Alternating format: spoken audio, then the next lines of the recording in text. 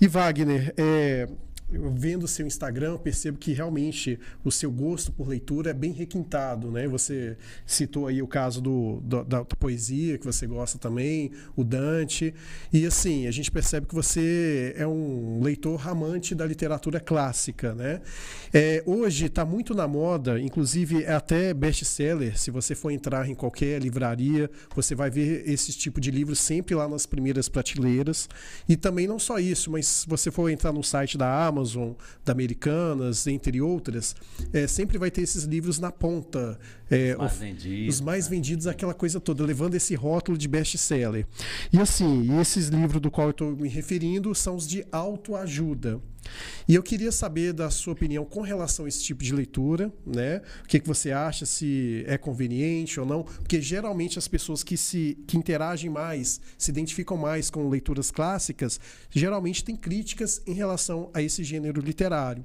Você, como escritor, como um leitor ávido, eu gostaria de saber o que você tem a dizer sobre esses livros aí, desses coaches, esses caras que prometem N coisas, tipo, compre isso, compre este livro que você vai enriquecer. Tipo, como convencer uma pessoa em 90 segundos, aquela coisa toda. Tem umas promessas absurdas, né? O que você acha desses livros, assim, de autoajuda? Cara, então, assim, eu acho que o Brasil, assim, esses tipos de livros são livros mais consumidos pelas pessoas. Por quê? Eles prometem uma mudança de vida radical. Pelos títulos ali, sabe? A gente tem uns títulos, assim, bem pretensiosos até.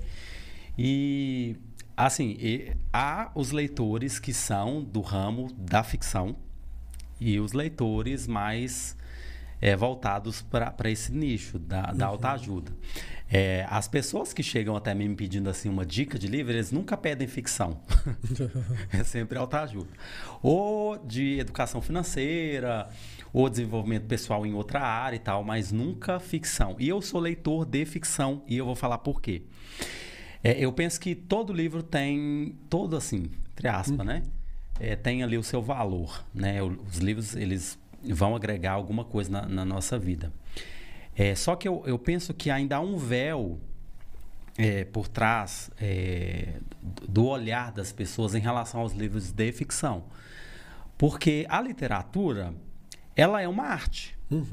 Né? Literatura, por definição, seria o quê? É uma arte das palavras, é a estética da palavra. Né? Literatura vem de litera, no latim, que é letras. Então, é uma das formas de arte mais antigas e muito bela, por sinal. Então, quando você lê um livro de ficção, por exemplo, você tem ali um universo à sua disposição. De linguagem, de cultura, de personagens, de vidas diversas. E eu vou entrar na questão que você colocou aqui. Então, assim, eu sou leitor de ficção porque eu fui ganho na ficção, porque a literatura me apresentou um universo totalmente diferente do que eu conhecia. Sendo um leitor, né, cujo repertório é autoajuda. Então, assim, eu fui introduzido na ficção e isso me ganhou.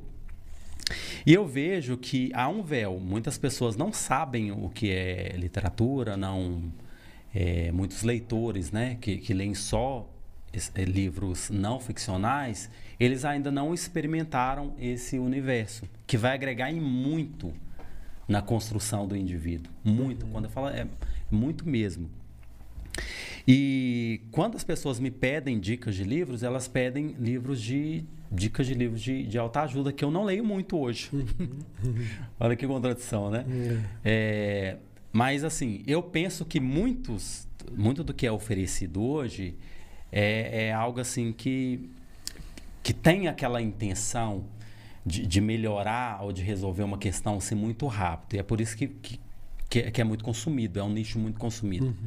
Porque as pessoas pensam que, como convencer alguém em 90 segundos? Poxa, como que eu convenço alguém em 90 segundos? Muito audacioso isso. E aí você vai criando, né, aquelas fantasias na sua cabeça, inclusive na parte que eu acho que isso é mais exacerbada, na parte, por exemplo, de educação financeira, que a gente tem umas promessas ali que são absurdas, né? Como fazer 1 milhão em uma semana, em um mês. poxa, se fosse assim, a realidade do Brasil também diferente. Não é por falta de ler somente, é porque tem umas promessas ali que não fazem sentido. É aquela coisa, é só receita de bolo. Hoje, por exemplo, eu estou muito seletivo em relação ao que eu leio. E nesse nicho assim, de livros mais de desenvolvimento pessoal, eu tenho alguns livros que, inclusive, tempo atrás estava fazendo uma lista lá de alguns livros que eu tenho interesse a ler, mas eu só não os li ainda porque eu ficava com muito receio do que eu iria encontrar. Né? Por exemplo, vou citar alguns aqui, tá? Nessa parte de gestão financeira, tem lá Pai Rico e Pai Pobre, não sei o quê. Então, tem vários livros que eu sei que se tornaram best-seller, e tem também uma coisa aí por trás dessa questão de ser best-seller. Best-seller não necessariamente porque o livro é bom em si, mas é porque há um marketing por trás daquilo, né? E às vezes um best-seller se torna best-seller mais por causa do marketing do que pelo conteúdo em si. Tem muitos livros best-seller que são horríveis. Não necessariamente esse que eu falei aqui, porque eu ainda não li, mas afora esse que eu citei, tem vários livros aí que tem temas bem... Sabe? Que já geram uma resistência. Fala, isso não vai ser legal. Explica aí pro pessoal o que é um best-seller, para quem não está familiarizado com esse termo. Com o termo, né? Então, livros best-sellers são aqueles livros... Hoje no Brasil, por exemplo, um livro que já vendeu, um autor que vendeu 1000 cópias, por exemplo, já é considerado um best-seller. Né? Mas geralmente o best-seller é aquele autor que já vendeu assim, mais de 1000 livros, né? Que já tem assim, uma vasta gama de livros vendidos, assim, são considerados best-seller. Mas tem mais a questão da hype por trás, do marketing por trás, do que do conteúdo em si. É isso que eu quero colocar aí. Tanto que tem temas aí bem polêmicos de livros que fizeram assim um barulho muito grande no mercado editorial, mas que não são bons, mas que estão lá na lista dos mais vendidos, né? Considerado, portanto, best-seller. Mas eu vejo, assim, ainda voltando aqui no assunto dos livros de desenvolvimento pessoal, autoajuda e tal, eu vejo que há muitas promessas, há muitas receitas de bolo, assim, que não faz sentido. A gente tem que ser bem seletivo no que a gente vai ler. Nem que você ouça, primeiramente, a opinião de alguém, né, em cuja opinião você confia, que já leu o livro, e você vê a opinião da pessoa acerca daquele livro, antes de você sair comprando, porque está todo mundo falando, sabe? Então, eu costumo até aconselhar as pessoas nesse sentido também. Mas...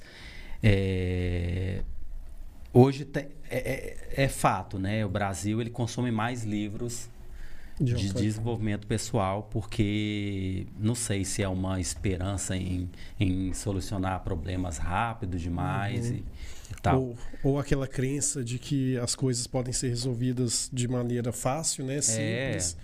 Questão de simplificar as coisas. Siga esses passos, siga essas regrinhas aqui que vai dar... tudo certo. Eu sei que a pessoa que escreveu, a pessoa por trás desses livros, elas tiveram assim, experiências.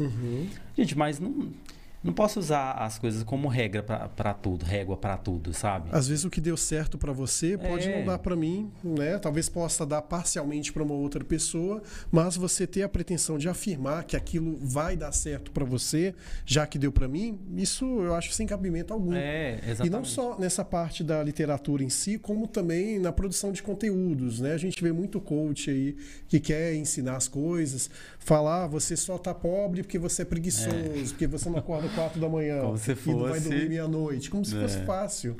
Não é assim que as coisas funcionam. Acho que tudo tem que ter um método, tem que ter um discernimento, né? Porque se fosse tão fácil assim, não precisaria de ter tanta gente aí em situações. Isso. E as pessoas, assim, isso é curioso porque assim, as pessoas, elas, né, não vou generalizar, obviamente, mas muitas pessoas não querem viver o processo das coisas, sabe? Elas querem realmente algo pronto, algo que não vai resolver o meu problema. Meu problema é financeiro, então eu quero uma fórmula que resolva o meu problema hoje, agora. É emocional, então que resolva.